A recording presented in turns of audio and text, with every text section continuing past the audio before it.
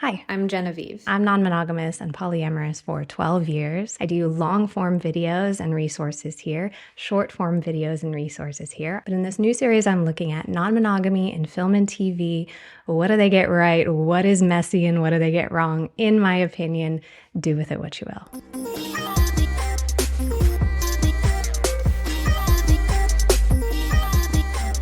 So I Love You Man, starring Paul Rudd, Rashida Jones, and Jason Segel, came out in 2009. You might be saying, this is not a film about non-monogamy. Yes, it is. I'll tell you why. So one of the first scenes is Peter proposing to Zoe. If you know anything about the rom-com genre, that's already a little unconventional, right? That comes as the climax of the movie, but I'm open to it. Maybe we're switching things up a little bit. She did say yes, but the film only shows her describing that to her friends. Yes! It just happened 2 minutes ago, Haley. Can you believe it? No, I can't. It's amazing. She's literally saying the yes to her friends. They're already drawing parallels between friendships and romance. And she has a lot of friends and a really full life, which is great, except he doesn't. And in fact, he overhears her friends kind of talking shit about that.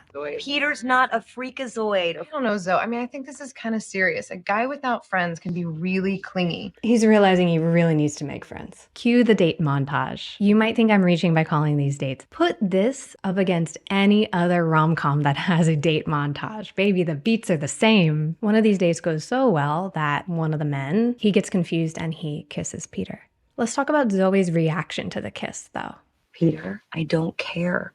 I just want you to be happy. This is when my polyamory bells start to go off. And at first I was like, well, maybe she's not threatened because she knows that Peter's straight, but she definitely gets jealous of a man later. So I don't think that's what it is. I just think she genuinely didn't feel bothered that one of these hangouts went well enough that someone tried to kiss him. However, this is also the point that we start to see Peter's skills reveal themselves to be lacking. Look, I know that you're stressed out that I don't have any close friends, so I've been trying to meet someone.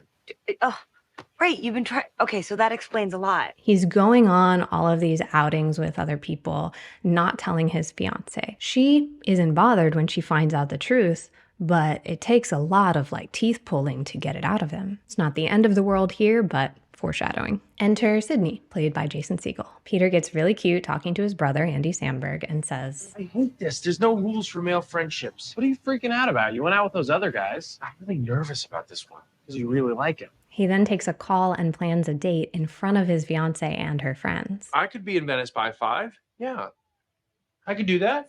It's a mandate. It's a mandate. This is a mandate. Look how happy she is for him. It's so cute. This is the compersion representation we need in the world. Everything about this is so sweet. The way that now, finally, that it's in the open, that she's cheering him on, that is how a lot of people's non-monogamy works. After his first date with Sydney, and yes, I am going to keep calling them dates, she's so excited for him. Hi, baby. Hey. Did you have a good time? Yeah, we did. Yeah, Sydney's a cool guy. So is he your best man? Oh, it's way too early to tell, but it's very sweet of you to ask. By the way, if you're polyamorous watching that and you don't feel what she feels, totally fine. This is almost like an idyllic representation of what can be possible, but plenty of people in non-monogamy don't feel that, struggle to feel that, and that is okay too.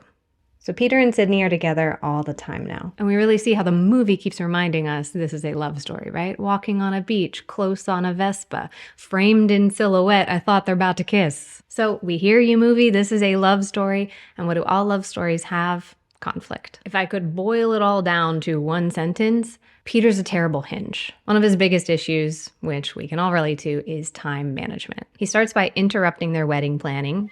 Take it.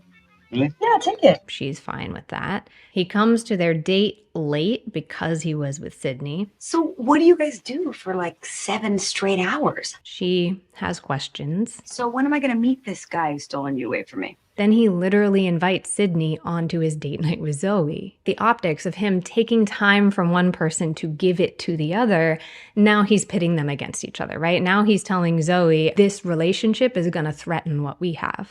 We were supposed to have a date night and you took me to this concert, which is cool. But then we get there and it's like I don't even exist. I feel like I'm losing you a little bit. I think this whole series of events is a solid case study for how she's not bothered that he's seeing someone else. She's bothered by how he's treating her in the process. And this can be a point where a lot of people say polyamory is the problem, but I don't see that with Zoe, right? She was happy that this was happening until she started getting mistreated by her partner.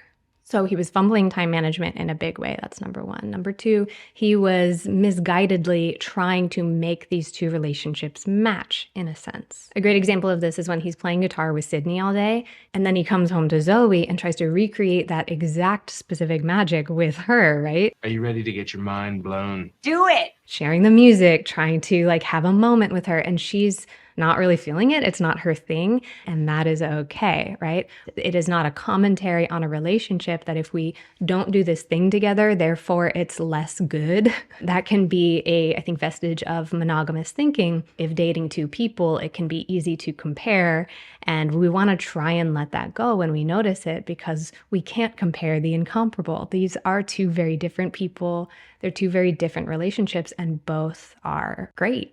So that was time management and comparisons. Let's talk about oversharing. I don't know. I mean, I guess maybe sometimes I wish that she enjoyed, Getting in the tush? no, Oh. no, That's my bad. oral sex. Can he ask her first, right? He started sharing intimate details, even painting a mental picture of Peter and Zoe in bed to Sydney. Like, if she didn't mind Sydney knowing, then it's chill, but Peter didn't even ask her. What the hell did you tell Sydney about me? I might have mentioned in passing or something that you don't like doing oral sex. Ew, Peter, that stuff is private. Oh, is it really? And telling Haley and Denise about the hot tub in Mexico isn't? And to be fair, she did it first, actually. And it can be tempting if somebody has done something to us that we felt uncomfortable about, then we do the same thing to them, either out of spite of trying to get back at them, or they just think like, oh, I guess this is okay. Not having clear lines defined of who we tell what. So it's not just a polyamory thing. Like, I think that this is an everybody thing of like, everybody ask what is and is not cool to share, who will and will not be affected by this. And so now we are firmly in a place where these two people who were fine with each other, now there is tension and Peter doesn't know what to do. I really don't understand what's going on right now. I think we should spend some time apart. It's a common knee-jerk response. She didn't even ask him to do that, right? It's just when he was overwhelmed, didn't know what to do, it was like, well, clearly this entire relationship is the problem. Let me end it and break it off. When maybe he just needs to like work on his calendar and be a bit more thoughtful. Like we can break our own hearts by being binary, all or nothing, black and white thinking and just say, let's throw the whole thing out when really I just needed to like tweak some of the variables for this to go better. By the way, I ended things with Sydney. Peter, really? I hope that's not because of me. She even double checks that she wasn't the cause. And she sees him heartbroken at this breakup, at not being able to spend time with someone he was starting to love.